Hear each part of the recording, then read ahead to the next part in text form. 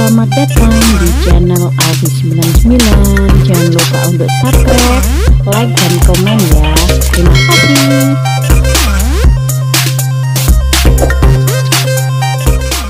Hai guys, assalamualaikum warahmatullahi wabarakatuh.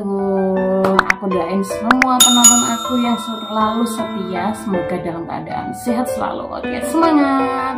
Oke, kali ini aku bakalan menceritakan ulang tentang sebuah film lagi nih untuk kedua kalinya di konten aku ini, yaitu film yang sangat-sangat populer dan menjadi film masuk dalam deretan box office di Korea Selatan. Apakah film itu? Pasti kalian udah pernah kalian nonton. Bagi kalian nih yang males baca atau males nonton, silahkan dengarkan aku aja biar kalian itu tahu film ini ceritanya kayak gimana. Oke, penasaran kira-kira film apa ya? Oke, aku kasih slide ya habis ini film apa. Oke, check it out.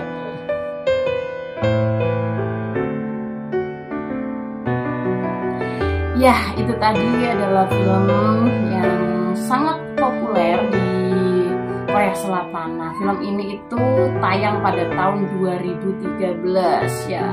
Miracle in Cell Number 7. Nah, menurut aku film ini itu sangat mengharukan, tapi juga sangat menarik karena memang film ini itu selain menceritakan tentang kesedihan, tapi terselubung komedi-komedi yang sangat lucu sekali. Nah, ini yang bikin aku gak lupa sama film ini itu adalah saya memang fan banget nih sama artisnya. Di artis di sana itu rata-rata semuanya operasi plastik, tapi vaksinnya ini wajahnya natural asli, dari kecil memang seperti itu. Sampai sekarang aja dia udah punya anak, masih kayak anak muda gitu, suka banget sama dia. Oke, kembali ke alur cerita filmnya ya. Jadi Miracle in Cell Number 7 ini adalah menceritakan tentang pengorbanan dan kasih sayang seorang ayah nih kepada anak perempuan. Nah, vaksinnya ini menjadi artisnya. Yang menariknya lagi, ayahnya ini itu bukan orang normal guys, ini minta maaf ya. Jadi ayahnya ini mempunyai penyakit keterbelakangan mental gitu, kayak idiot seperti itu. Tapi dia itu sayang banget sama putrinya ini ya.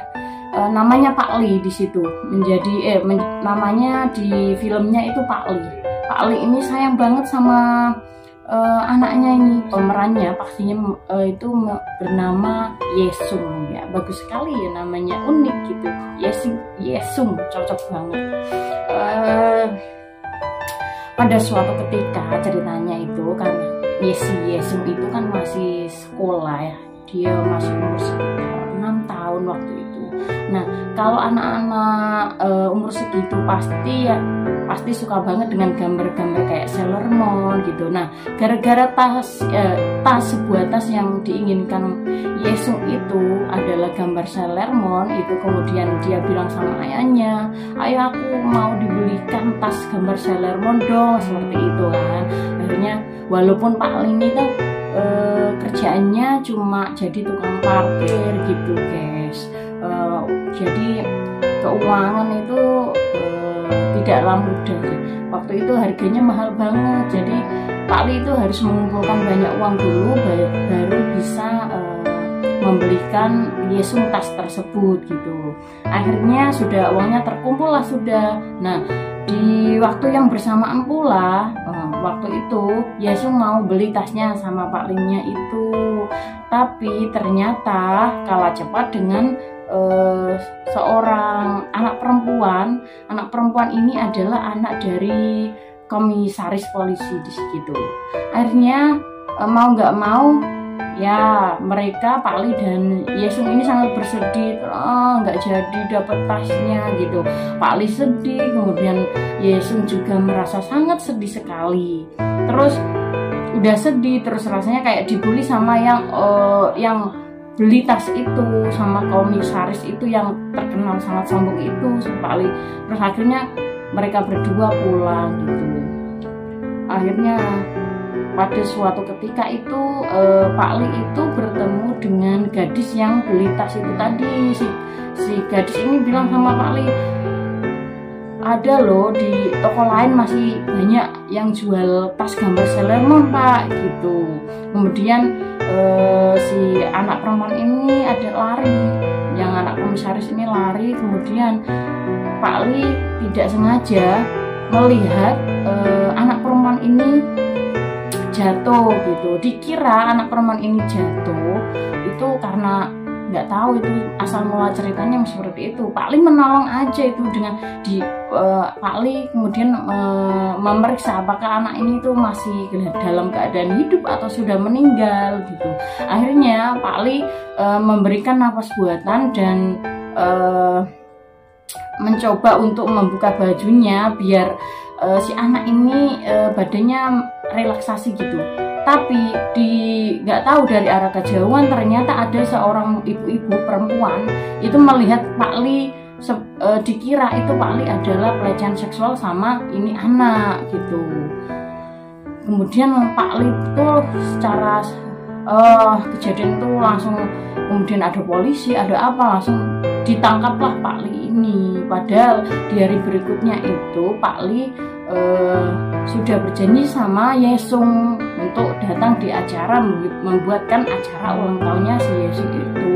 Si Yesung kemudian khawatir lah ya, ayah kenapa ini nggak pulang-pulang, sampai di hari berikutnya baru tahu bahwa ayahnya ini nggak pulang 2 hari, ternyata sudah masuk di sel, dipenjarakan lah oleh Pak Polisi. Dia kaget setelah lihat berita di TV. Akhirnya Yesung menyusul ayahnya nih di kantor polisi gitu.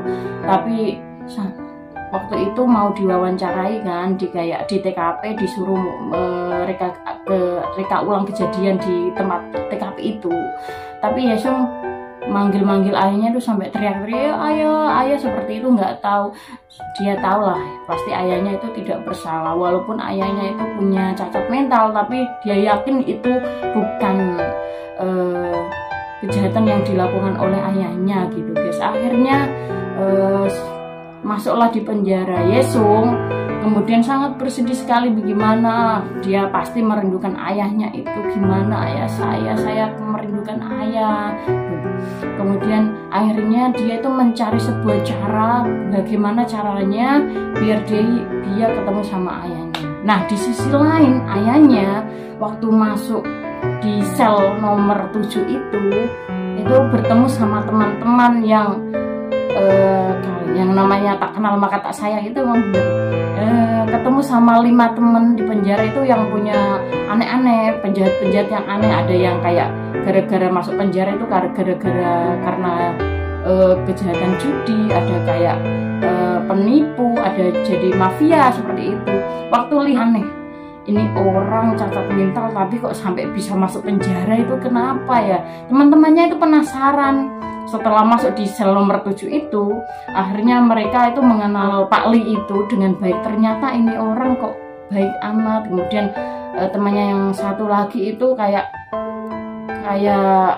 ternyata ini orang mungkin berpikir kayak gak mungkin kalau dia itu jahat.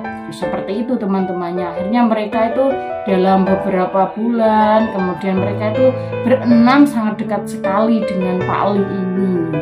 Nah tibalah waktu Yesung untuk bertemu ayahnya dengan cara yang ilegal gitu guys. Akhirnya apa, di sekolahnya Yesung itu ada kayak tampilan peringatan hari Natal kalau nggak salah guys. Itu dia kan ikut di paduan suara. Nah dalam sel itu ada kayak hari Natal di dalam sel itu. Akhirnya dia menyelundup gitu. Ayahnya pun tahu kalau Yesung ini ada di kumpulan mereka anak yang ikut paduan suara itu.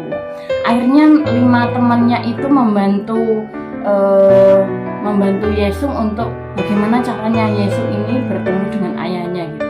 akhirnya mereka di antara mereka temannya Pak Li itu membawa kardus yang atasnya itu berisi makanan untuk mengantar makanan itu. Ya sing masuk dalam kardusnya ini adalah, waktu ini komedinya lucu banget guys, bener, waktu ini komedi, bikin lucu, bikin ngakak menurut saya. Nah setelah itu bertemulah mereka, nah bertemulah rame-rame lah di sel nomor 7 itu. Akhirnya ada salah satu penjaga sel itu yang kayak dengar gitu. Akhirnya tidak ketahuan waktu itu bagaimana cara mereka, siapa itu kan gitu. Akhirnya waktu ditengok di bawah sel, ternyata Yesung kakinya nggak kelihatan karena diangkat di atas. Nah waktu itu diperiksa di atas, itu Yesung ditaruh di bawah. Ini bikin ngakak banget adegan ini, aku suka banget loh. Kalian pasti penasaran kan?